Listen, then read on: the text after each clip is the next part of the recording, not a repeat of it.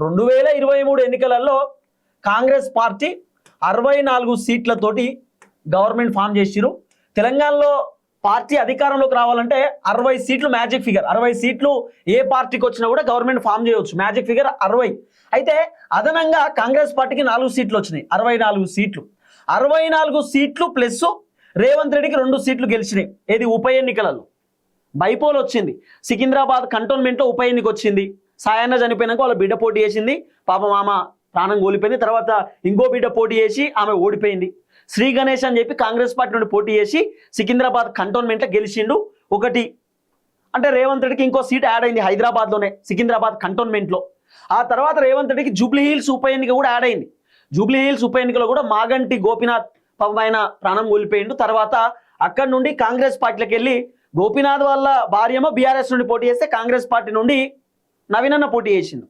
So నవీనన్న గెలిచిండు. ఇప్పుడు రేవంత్ రెడ్డికి ఏమో 64 సీట్లు ప్లస్ 2 అంటే దాదాపు 66 సీట్లు. 66 సీట్లు ప్లస్ 9. ఈ 9 ఏంది అంటే బీఆర్ఎస్ పార్టీలోకి వెళ్ళి కాంగ్రెస్ పార్టీలోకి వచ్చినటువంటి బ్యాచ్ ఉన్నారు కదా, దాదాపు 10 మంది ఎమ్మెల్యేలు. ఈ 10 మంది ఎమ్మెల్యేలో గూడెం మైపాల్ రెడ్డి మినహాయిస్తే, గూడెం మైపాల్ రెడ్డి ఆయన లేదు నేను కాంగ్రెస్ పార్టీలోకి రాలేదని చెప్పి కాంగ్రెస్ పార్టీని విమర్శలు చేసిండు, కాంగ్రెస్ పార్టీని తిట్టిండు, రేవంత్ రెడ్డిని తిట్టిండు. ఆఖరికి పార్టీని ఓ మాట అన్నాడు. మొత్తానికి గూడెం మైపాల్ రెడ్డి ఇప్పుడు బీఆర్ఎస్ పార్టీలో కంటిన్యూ అవుతున్నాడు. 10 మంది ఎమ్మెల్యేలు బీఆర్ఎస్ పార్టీలో గెలిచినటువంటి వాళ్ళు కాంగ్రెస్లోకి పోయారు. దాంట్లో ఒక ఎమ్మెల్యేని తీసేస్తే 9 మంది ఎమ్మెల్యేలు అంటే 66 ప్లస్ 9 దాదాపు 75 మంది ఎమ్మెల్యేల పైన రేవంత్ రెడ్డి సర్వే చేయించేటటువంటి కార్యక్రమం చేస్తూ ఉన్నాడట. 75 మంది ఎమ్మెల్యేల పైన సర్వే చేపిస్తున్నాడు. ఒకటి సిపిఐ, ఒకటి మద్దతు ఇచ్చినటువంటి పార్టీ సిపిఐ, కూనంనేని సాంబశివుడు. ఇప్పుడు కూనంనేనితో రేవంత్ రెడ్డి పెద్ద దూరమే ఉంటున్నాడు కాబట్టి కూనంనేని కూడా ప్రభుత్వాన్ని ప్రశ్నిస్తున్నాడు కాబట్టి కూనంనేనికి సంబంధించిన సీట్ ఒకటి తీసేస్తే 64 ప్లస్ 2 66, 66 ప్లస్ 9 75 అంతే కదా, 75 సీట్లు. సో దాదాపు ఈ 75 సీట్లలో రేవంత్ రెడ్డి ఇప్పుడు పూర్తి స్థాయిలో ఒక సర్వే చేయించేటటువంటి కార్యక్రమం చేస్తూ ఉన్నాడు.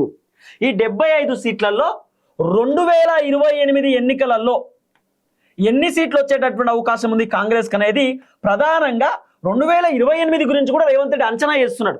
ఈ 75 మంది ఎమ్మెల్యేలలో 2028 ఎలక్షన్లో 2028 ఎలక్షన్లో ఎన్ని సీట్లు వచ్చేటటువంటి అవకాశం ఉందనేది ముందుగానే అంచనా చేస్తున్నాడు. అట్లనే ఇప్పటికిప్పుడు ఈ 2026 ఇప్పటికిప్పుడు తెలంగాణ రాష్ట్రంలో ఎన్నికలు వస్తే ఏ పార్టీ గెలిచే అవకాశం ఉంది, ఈ 75 ఎమ్మెల్యేలలో ఎంతమంది ఎమ్మెల్యేలు పోటీ చేస్తే గెలిచేటటువంటి అవకాశం ఉందనేది కూడా రేవంత్ రెడ్డి కొంత సర్వే తీసుకునేటటువంటి కార్యక్రమం చేస్తున్నాడు. అంటే పూర్తి స్థాయిలో ఒక రహస్య సర్వే చేపిస్తున్నాడట. ఇక రేవంత్ రెడ్డికి రిపోర్టు ఖచ్చితంగా ఇబ్బందికరంగానే వస్తుంది.